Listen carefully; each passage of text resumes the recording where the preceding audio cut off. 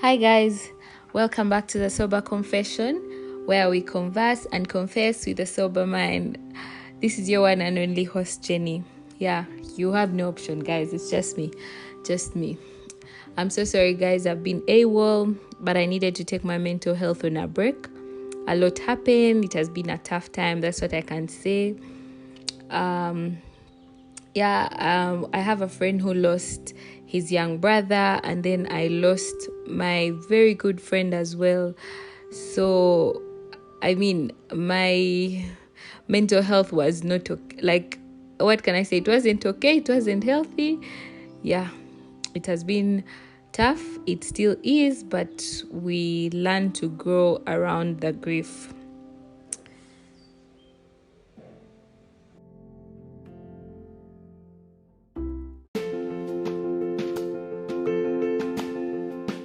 So today we are back with Moses Mpanga. I believe most of you listened to the previous episode. I love the feedback that most of you gave, and I'm glad that you wanted him back. And if you have not listened to the previous episode, please go and listen to it before you listen to this one. Not that it's relatable, but it's in the same topic, and you would love to always hear him share the best of his knowledge. Hi, Moses. How are you today? I am all right. I am amazing. How are you yourself? I'm good. I know your mental health is always in check, I guess. Sometimes it isn't. Sometimes I need help as well. But like you've asked, so many people ask sometimes. And there are times things are hard on my part as well. The only difference is that I am able to recognize and I'm able to seek for help because I can tell when I need to take a break. Okay, so who do you seek for help from? That is a tough one, but we do work with each other. So I have colleagues. Okay. Sometimes I go and pour out to them. Sometimes they pour out to me. So it's a matter of reciprocity. Oh, okay. So do you have those friends? I have friends. I have friends that we talk to. I have a small circle of friends, and I usually reach out to them, and I allow myself to be vulnerable before them. Okay. So I can be able to rejuvenate. You cannot drink from an empty cup. So that's true. Mine quite often. That's true. Small circle. I checked that. Is that a good thing for mental health? Yes, it is, but it is contextual. Small is contextual. Okay. So the number of people that you are close to that you can open up to, of course, cannot be very many. You can have, contrary to what we always think, we have friends, we have acquaintances, we have colleagues, so if you zero that down to who your friends are, you realize that they're actually few, but quite often we call colleagues friends, we call acquaintances friends. I read a meme somewhere saying we should not like calling people who they are, not everybody. Yeah, that's true. Sometimes it comes out as cold, but I guess it's true. Silently, we know the ones who are acquaintances, who are colleagues, and the rest, yes. But I guess friends is just a polite way of addressing it sometimes. But thank you for making that clear. Okay, we have so much. When I come here, I make sure I maximize instead of paying you that 1 million for... For my therapy sessions. I'm joking, guys. It's not 1 million. He's very affordable. So also, please reach out to me if you need to speak to him privately. I'll always share his contact. So today we are going to be talking about personality disorders. So it's Moses who made me aware about this topic. I didn't know so much about personality disorders, but it was very interesting as I read about it. I can't say I'm a therapist now, but I think I can now see if someone has a personality disorder, and I don't know yet how to approach them and say, oh, maybe you need this. Because actually when I was reading about these personality disorders, I saw that most of them feel like they're okay and they know they believe they don't need to seek therapy. So it's always like a difficult situation to deal with. Oh, yes. Yeah, so you're going to take the lead, but in sharing with us the personality disorders today. But as we agreed, we are going to be sharing about only 4 personality disorders, though there are 10. Are they more than 10 or? No, there are 10. There are 10. Okay, yeah, there are 10. So today we are going to be talking about 4 that are most relatable to our listeners. So Moses, maybe you could tell me, in your opinion, in your perspective, what personality disorders are. Can you, before I even get into that, I was told that I'm going to take the lead. I am wondering who take the lead, if it's me being asked questions. Because I just want, okay, this is just to begin, but you're going to do most of the listening. Or you want to ask that question?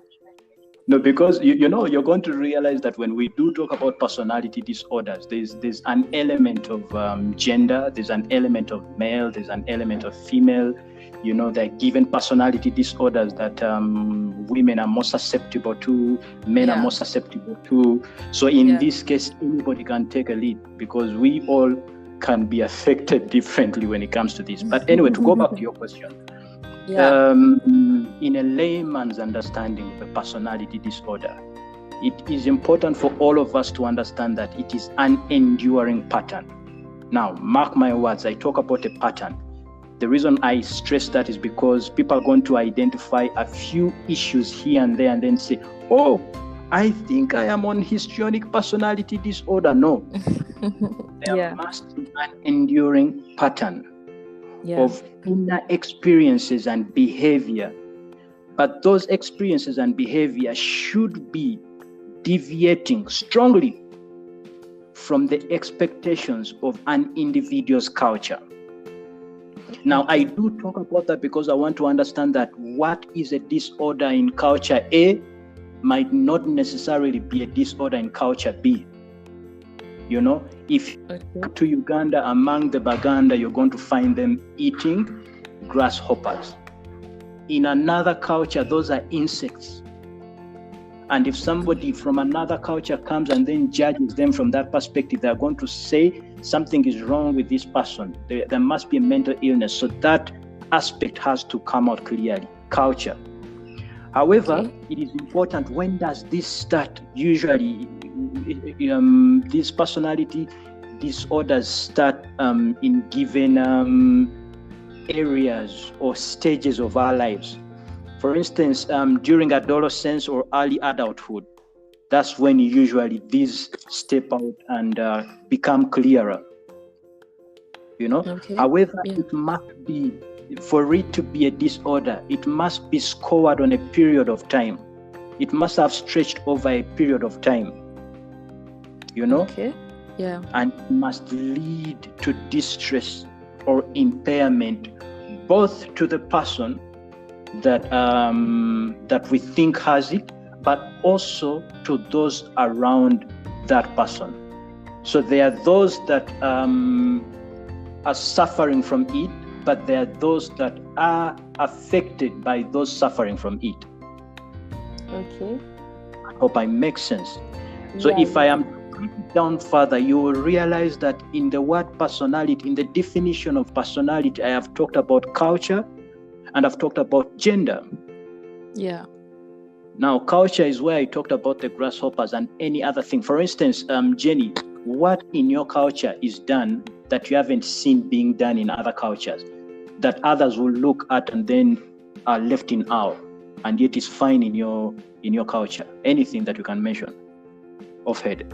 Anything I can mention is for our marriage, how the men have to crawl to the house before the introduction ceremony. The day before the introduction ceremony, it's only done in my culture. I've not seen it in another culture. So now you go among them. If you go among them, propaganda, you have to do that. Everybody's going to look at you like, hey, something is wrong. Hey, Yeah, but yeah.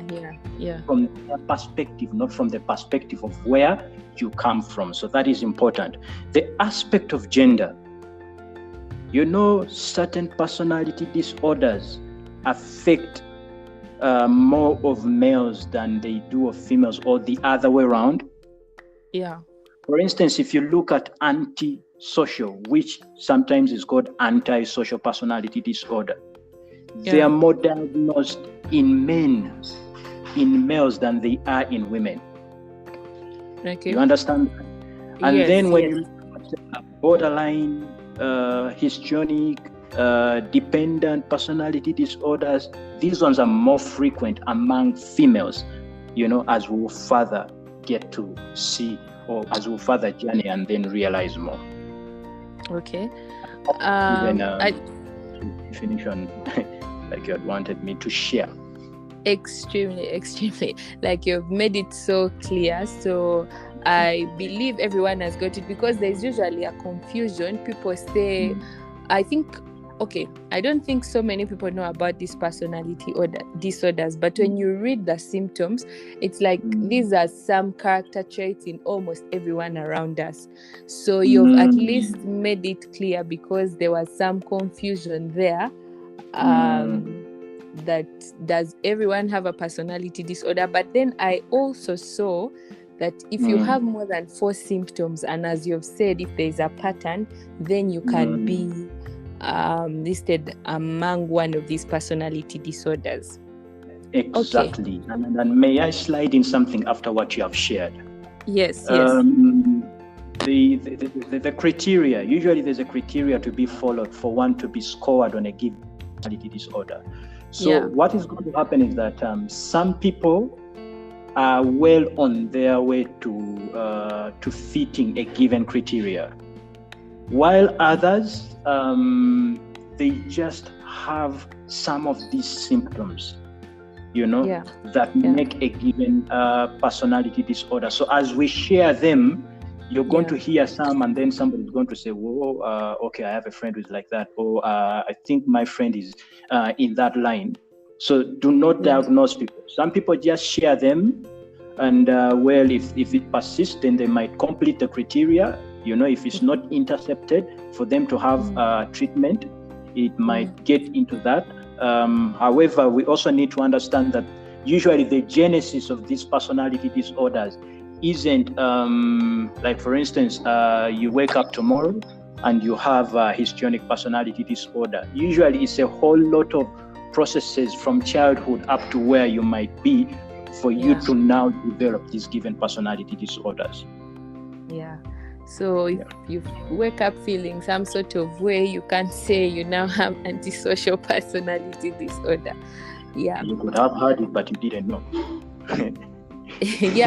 That's also, you see how confusing this is, but I believe as we move forward, you'll make it more clear. Okay, so which I think the most interesting for you, I don't know, I'll just guess, but given that it's in your job, I think all of them are interesting for you. Intrigued by the histrionic personality disorder, because so I guess we'll start with that. So could you tell us more about this disorder, Moses? Surprisingly, this disorder is diagnosed more among women. And for some reasons, my journey here has decided to start with that one, and now she's projecting it on me. But this is the one that is interested in. Because you're the doctor here. It does on men.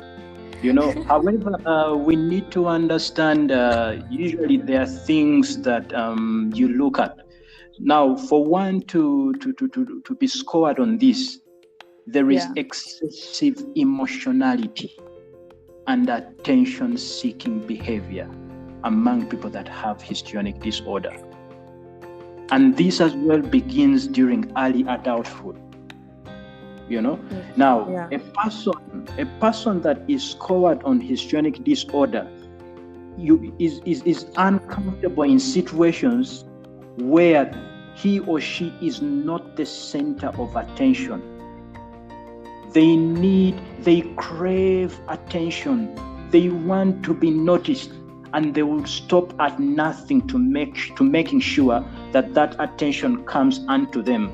Sometimes you're going to find them dressed in a provocative way, or sexually or inappropriately seductive, as a way before people of opposite sex, as a way of getting them leeway to get noticed, leeway to get the attention of the people that they want. So usually you find them being dramatic. They're very theoretical in how they do the things, because all these are things that are going to help them amass the kind of attention that they now. Because of this, usually they find themselves having very broken relationships with a lot of people, because over time these excesses of theirs that they do have get them at loggerheads with those around them, because one looks at it from their perspective, and they're thinking, what is wrong with this one? Is this one trying to take my man, or is this one trying to take my woman? Or because people look at them and judge them from their perspective.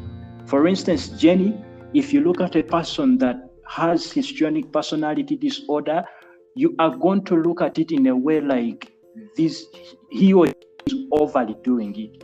You're not going to look at it in a way like this person could be having a problem. And no one should blame you, because you have no idea, that this is where this person is.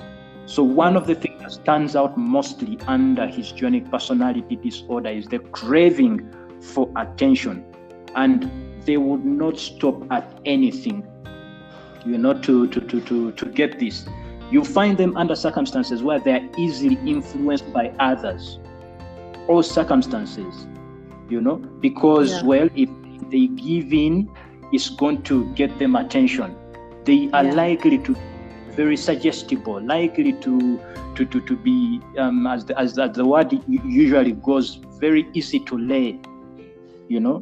It's very, usually sometimes they are called loose. They can give in to sex because they feel these are some of the things that are going to keep a given person to them. When they are in any given relationships, you find them putting in more effort, since they're afraid of living alone, and usually they jump from one relationship to another. It's easy for them. They can't put up with not being with a person, with not having attention unto them at any given moment. But it's an amalgamation of a number of things. Like I told you at the beginning, to be called a disorder, it should be distressing. There should be a pattern. It should be enduring for over a given period of time.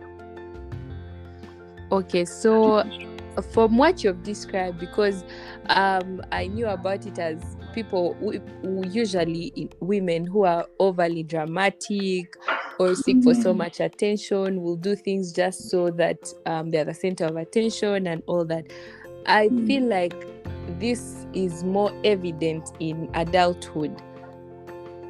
So as you said, there should be a pattern. So for how long should it have been happening for you to say, okay, this person needs help? Just an estimation. For you, first of all, like I said, this starts during early adulthood. Oh, okay. Yeah. Right? Yeah, it starts during early adulthood. Yeah. And for you to tell that the person can be fit on this, you need to look at 5 or more of the symptoms that I did mention earlier. Yeah. Okay. Those symptoms, for instance, uncomfortable in situations where people are, interaction with others is characterized by inappropriate, sexual, seductive, or provocative behavior. This rapid shifting and shallow expression of emotions, consistently uses physical appearance to draw attention to self, and a number of them that I cannot really enlist and finish. Yeah. You as an individual might not necessarily look at a person and then say this person has this given disorder. Yeah. It takes assessment from a professional to be able to tell that yes, this person can be on this. However, there are few things that you can look at to start suspecting that hey, there's a problem here, like the excessive emotionality. Yeah. Yes, the need or the crave for attention. There's some of the things that you can look at. Okay. So what would you advise for, because I believe that for all the disorders there are different treatments, though the common one is therapy, right? So how would we handle such a situation? Because for these personality disorders, if they are not dealt with, what could end up happening with time? So what would you advise if maybe someone listening is suspecting that maybe their family member or someone has this issue? First of all, I told you the other time that you can only have a destination if it's planned out and you know it's a destination. Otherwise, if you stand up to go and you're not sure where you're going, every road is going to lead you there. So before anybody knows that this can be a problem, they cannot be able to offer assistance until they're able to know that this is a problem. Unfortunately, mental health has not been embraced fully when it comes to our African culture. Because a young person, an early adult who does this is going to be shunned by society, is likely to be shunned by society. And when it comes to strict families, those are likely to be chiboko. You're likely to be written off as well. This guy is jumping from man to man before you identify that there's a problem.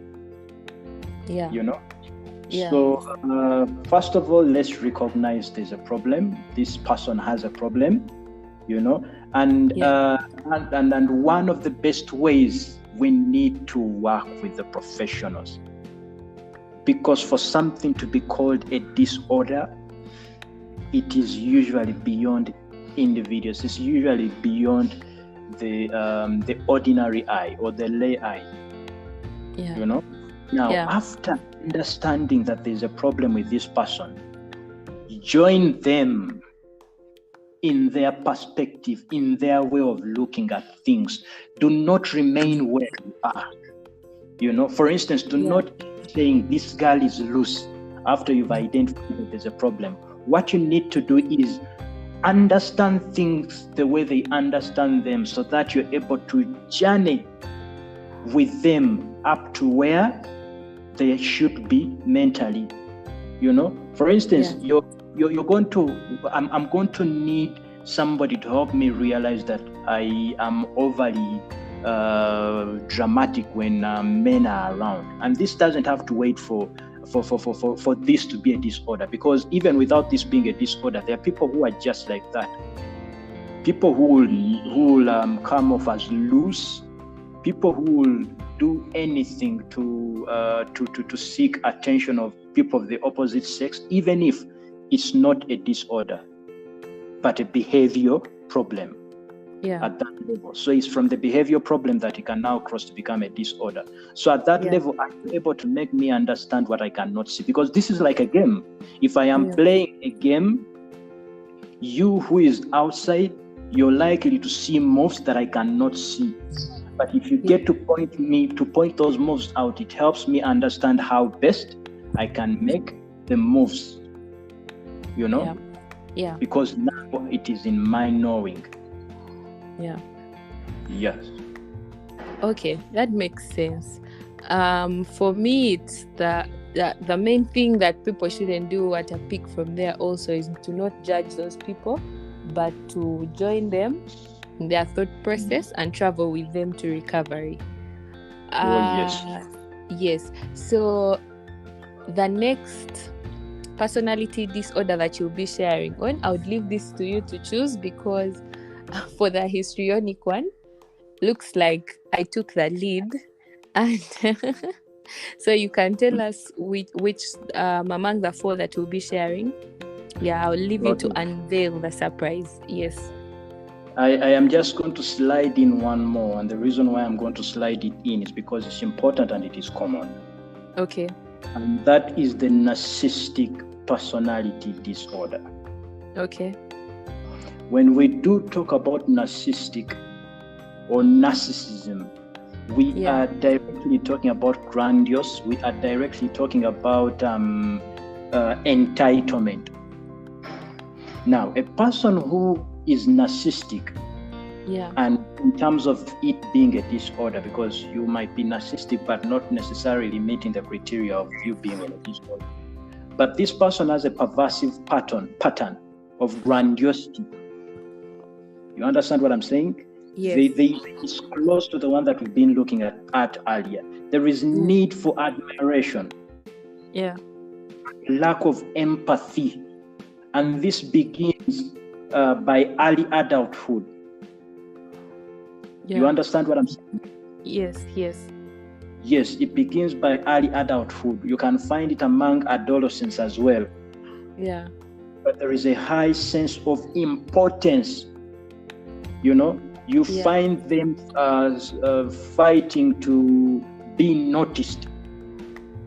So they would not lose if there is an opportunity to speak anywhere, they will volunteer even when nobody wants them to come through.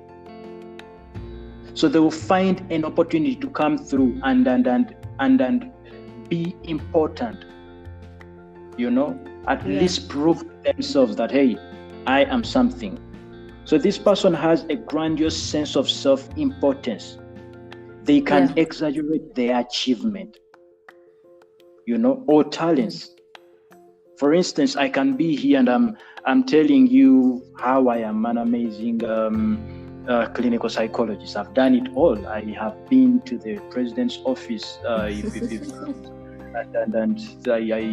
They always call me, and sometimes I say I'm not going because, they need me, I don't need them.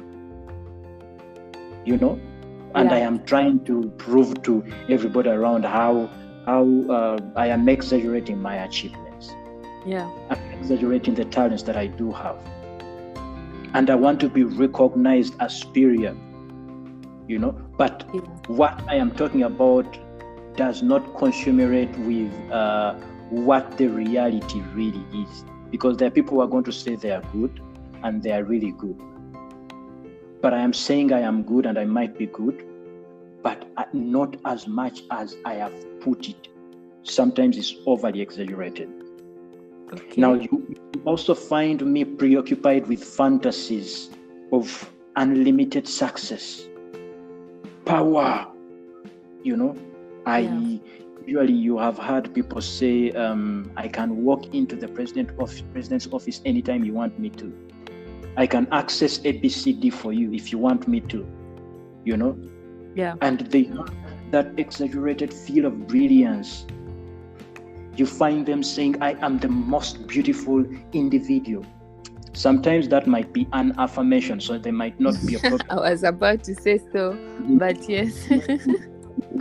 It might be an affirmation, so you need to know how to draw a line, between what's an affirmation and what is a problem. If it is, if somebody slides in certain things, even where they are not bound to be, then there is a problem. If somebody says it way beyond that, you get irritated instead of the problem is not on your part. Maybe this person has a problem. They know that they know they are loved, they feel loved, which in itself is fine. But if you start feeling loved by people that you have never met before, then maybe there's a reason, there is something to check in there. Okay. You'll find that these people believe that they are special and unique and can only be understood by, people in high status, or institutions. And that's the way they believe these things. As they say them, they actually believe them because that's where they are mentally. and you cannot do anything at that particular moment to say otherwise. Yeah. So they require excessive admiration. You realize how close this is to histrionic? Yes, extremely. Extremely. Yes, they have a sense of entitlement. They have unreasonable expectations of especially favorable treatment or automatic compliance. Yeah. You understand what I'm saying? Yes, now, absolutely. Yeah. 5 of them. Sorry? Yes. I've mentioned 5 of them. Now, if you see, if you look at 3 of these and the person can be scored on the number of these, then you can be able to say that, okay, there is seemingly a narcissistic personality disorder here, or on his or her way into this being a disorder, not merely a behavior problem. Yeah. Yes. And I feel like when I was reading through some of these personality disorders, I think people with personality disorders usually have a problem relating with others. Like, it is hard to be in their presence. I think some people have these character traits, but it's minimal. So would you consider that a personality disorder also, or a developing personality disorder? They could be. You can't pick one and then say that's a personality disorder, but there are others that you can look at and then you can tell this is a developing. Because now, for instance, what you're talking about, the interpersonal issues. Yes. Why they will have problems is because, first of all, these people tend to lack empathy. Yeah. They are unwilling to recognize or identify with the feelings and needs of others. Yeah. They are often envious of others, and sometimes that others are envious of them. They are arrogant.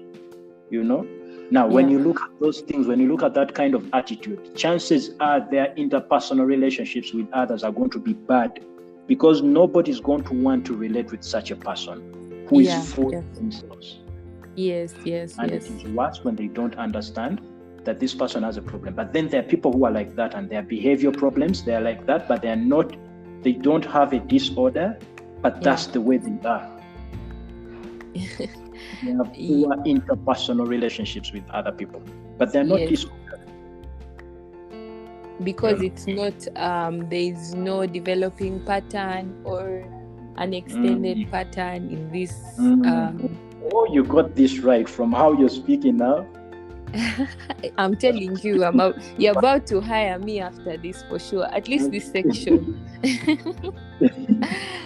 And it's hard to be around people who don't credit you for the good things you've done, or are jealous about your achievements, or recognizing your needs. So for this narcissistic personality disorder, I believe it's one of the disorders that would make it difficult for these people to relate with other people around them. That's absolutely true. Yeah. Okay.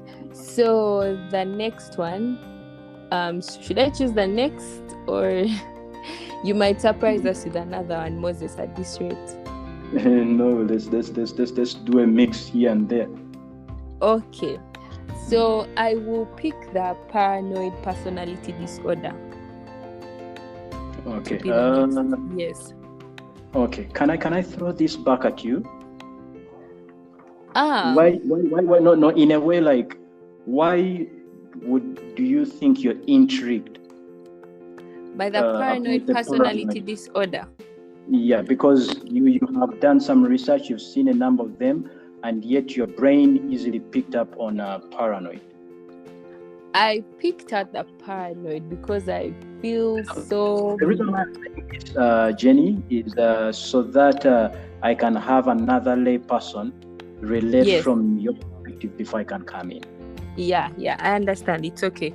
So I picked this because I feel like it's very common. There are people who are always suspicious. Like, we have these people who are always paranoid. I feel like it's common. Of course, also the others we are going to talk about are common, but I just picked it because I feel like people will relate, and and we can. I don't know how to say it. I think I just took the lucky pick. I think you know because you just did.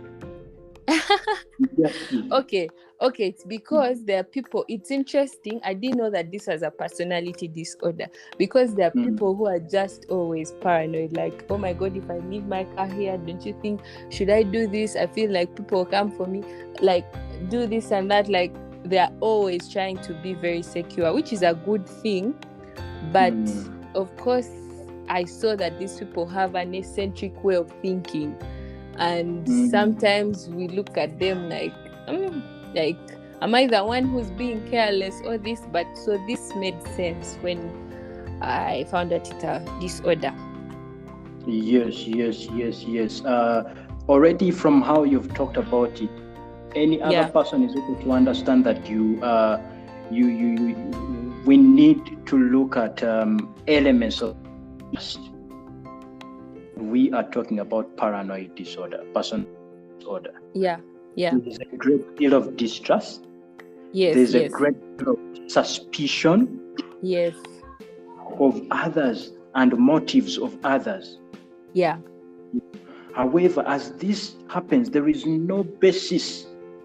There is nothing that one can look at and then say this is the basis one has had to probably say this is the reason why they should they should distrust or they should be suspicious. You know, sometimes we are suspicious, but we have good reasons why we are suspicious. But there is somebody who's going to be suspicious because this is the way of life. This is how they've normalized life to be. Yes. Is how they feel within themselves. They feel like people are up to get them. You know, so there's this pervasive distrust and suspiciousness of others. Yeah. They think that others' motives, or they do interpret others' motives as bad. Yeah. And of course, this one as well starts during early adulthood. And it comes in a number of different ways.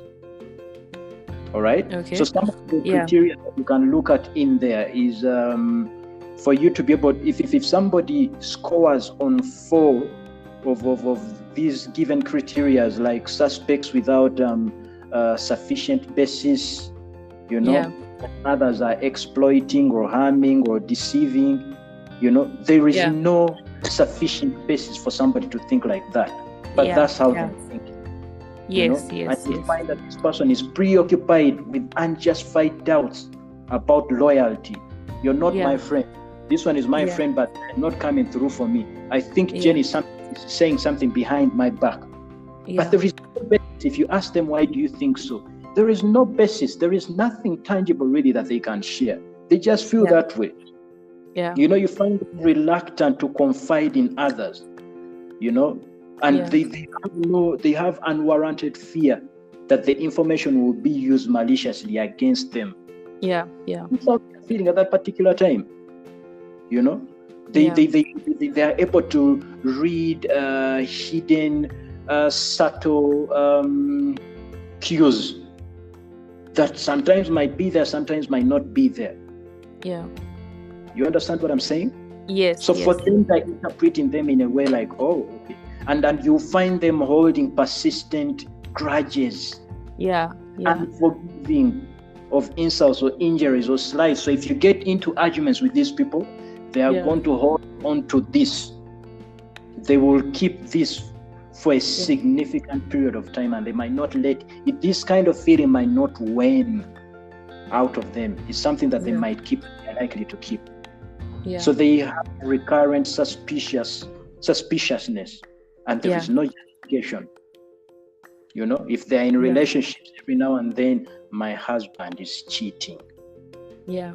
Because when he walked in, he did not smile as he usually smiles. Or sometimes they will say, my husband is cheating, and there will not be any reason why they think so. You know? Yes. Yeah, so those are some of the things I think some people will now start saying their wives have personality disorders, but yeah, but I mean, if they give them a reason, they need to quote that clearly, like without any basis. So if they have a reason why they are thinking that way, then maybe it's true.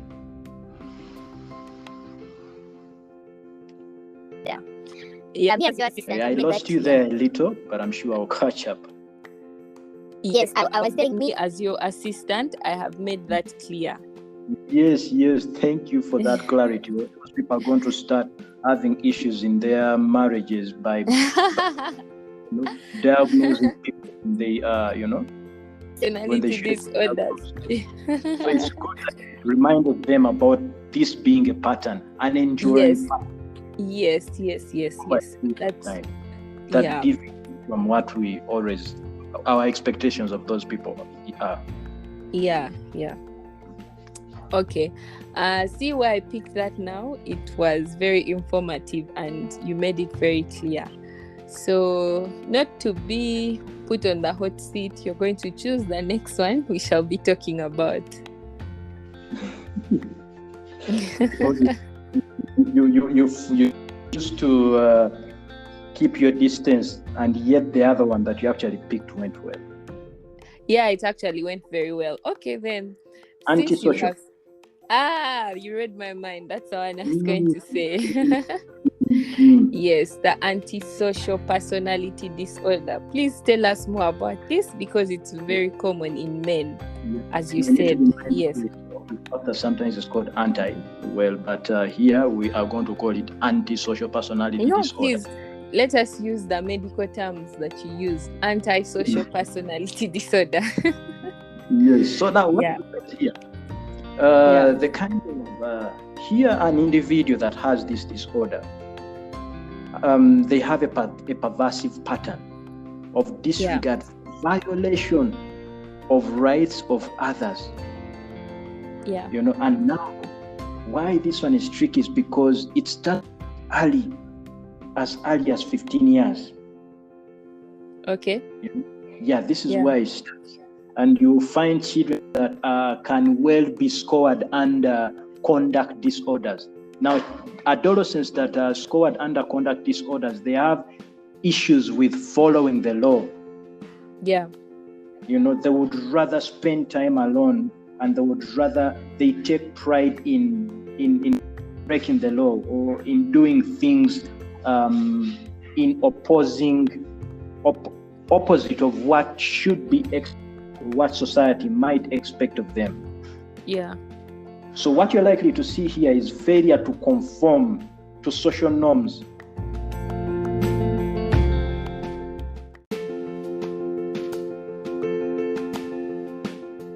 And then you might think that the fact that it is antisocial, they are good with themselves, but they're not good with themselves as well. So they have problems not only interpersonally, but intrapersonally as well. And so if you look at all these, if somebody if you find that somebody of the symptoms that I've mentioned on the criteria, 3 of them, they're enough for you to be able to tell that, okay, somebody has a problem here.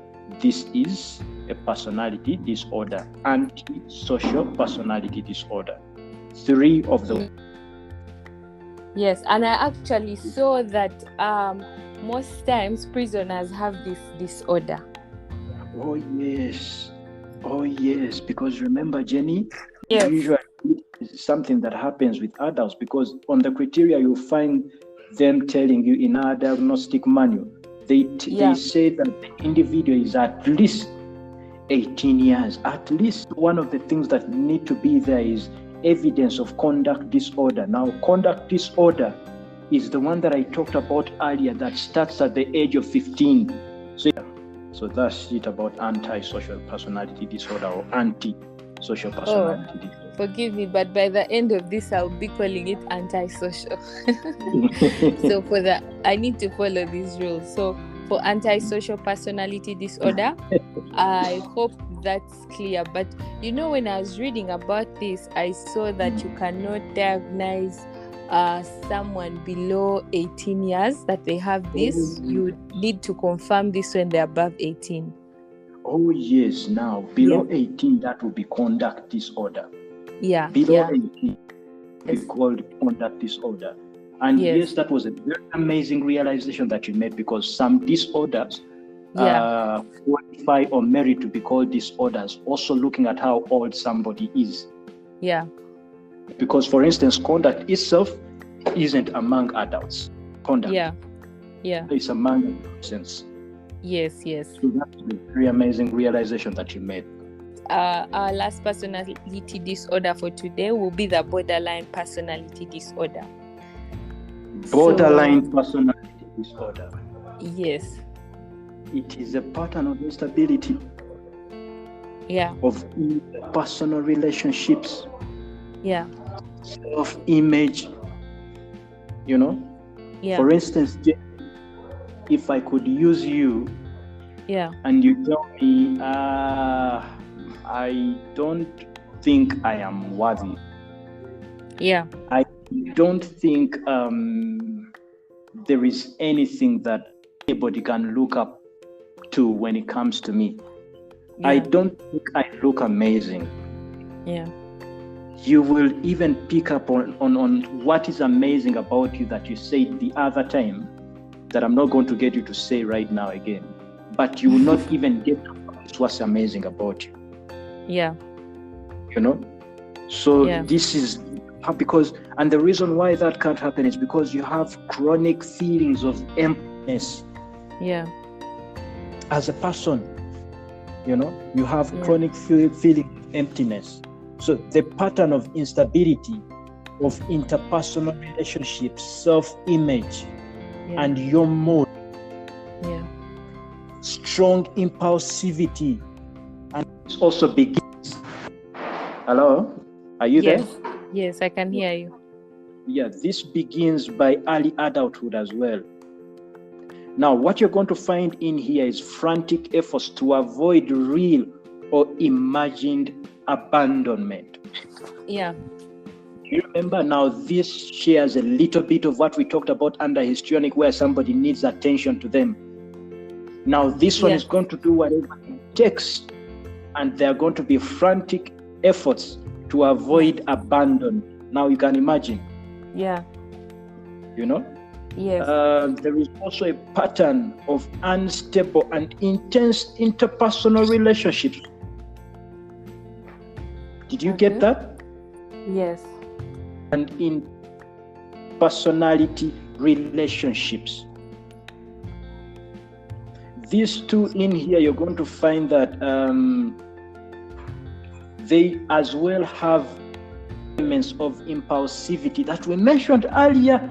So you're going to realize that impulsivity happens in quite a number of personality disorders because of inability to regulate emotions. Usually where these people are, most of them feel not understood, and they feel like they are doing what they're doing right, should be acceptable. Now the vibe that they give off is negative, and therefore they are going to get negativity back from those around them. When they get negativity back from those around them, it is going to cause a clash. Right? When it causes a clash, impulse blows up. Those around them. Now, this is important to note, because if you note this, then you're able to save them from themselves. People with borderline personality disorder have recurrent suicidal behavior, gestures or threats.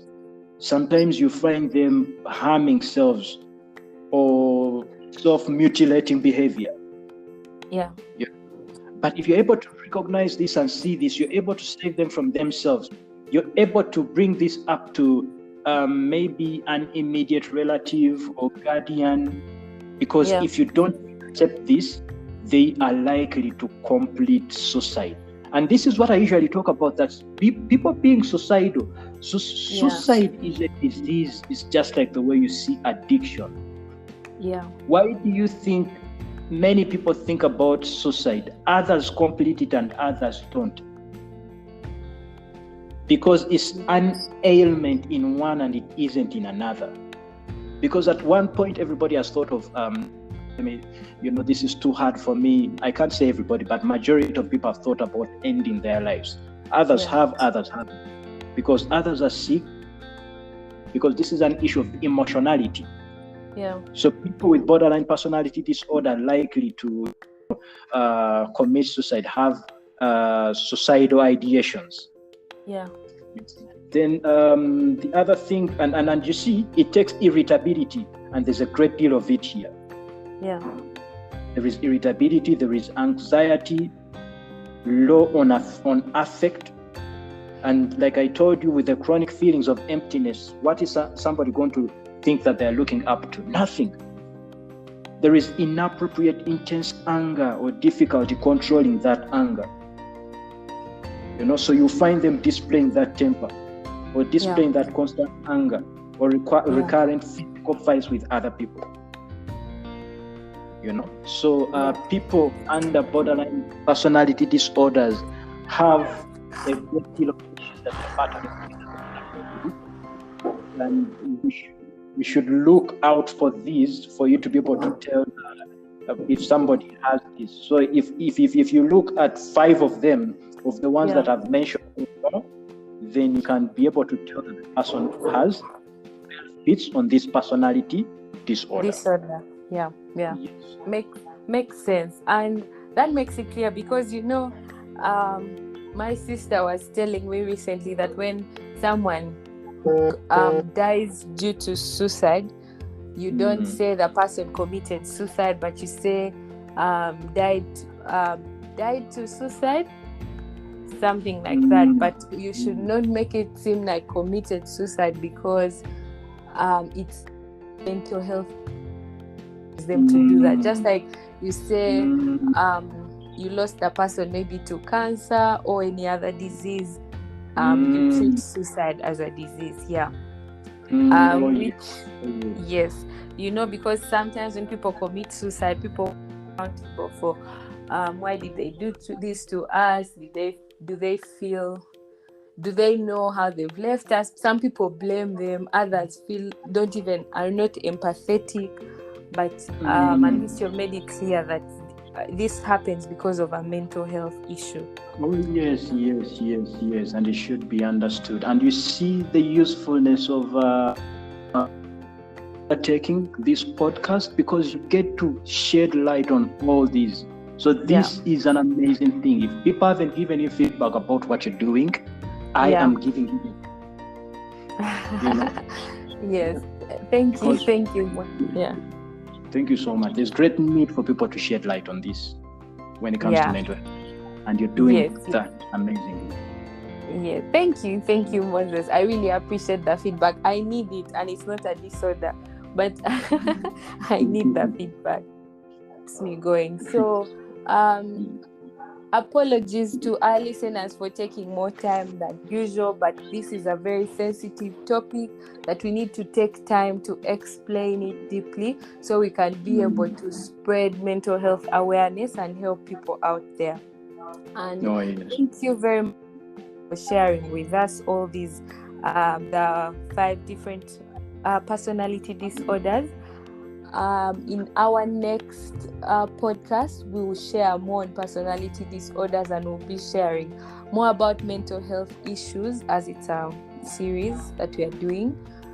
But since we are closing today's podcast, we would want to hear a sober confession from our very special guest. Thank you so much.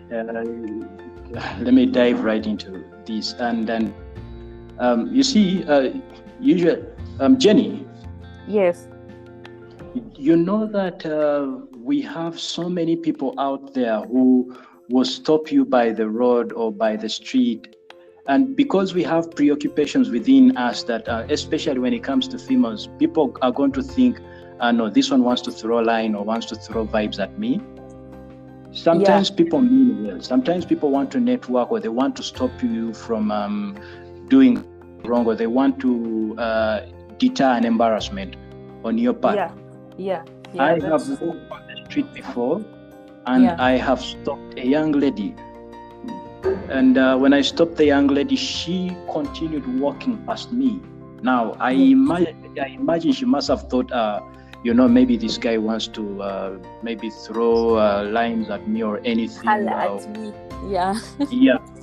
But the young lady's the zip was down, and my stop was to make sure that I do slide that in so I can bar her from an embarrassment ahead of her. And she continued walking past me. But as she continued walking past me, I knew to myself that, hey, I need to slide this in. I need to let her know why I stopped her. And I told her, hey, your zip is down, and that's why I was stopping you. So she looks at me, and then she says, oh, sorry. And I'm like, never mind. And I continued. But this is something that actually usually happens. You stop somebody, and every time people are thinking, no, this one is up to, something bad. But no, I think give people audience, listen to them, and if it doesn't make sense, then you can walk away. That's I hope that lady has listened to this podcast, and she'll probably, hopefully, she should be in a different world now. But it's a very common thing actually that usually happens, like when people stop you to tell you that maybe something is wrong, people usually walk on and think that they maybe have other motives. So yes. Just give people audience sometimes, depending on the circumstances. Moses, your issues are usually audience issues. Even last time we had given you audience, maybe I have a problem. we are going to check you. We can't score it under any mental personality disorder now, but give me time. I think mine could be maybe I want attention and I just don't know it. That's very funny. Yeah, maybe we shall check.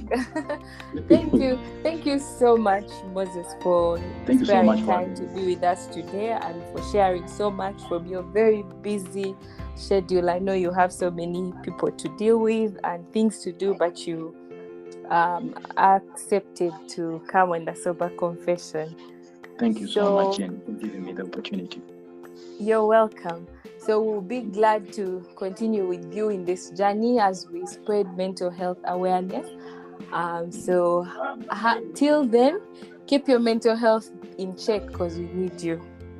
Oh, sure. Thank you. You as well. This goes both ways. Absolutely. I will. Thank you so much, Moses. Thank you, everyone, for listening in. Till the next podcast, please go back and listen to all the previous podcasts because Moses is great company.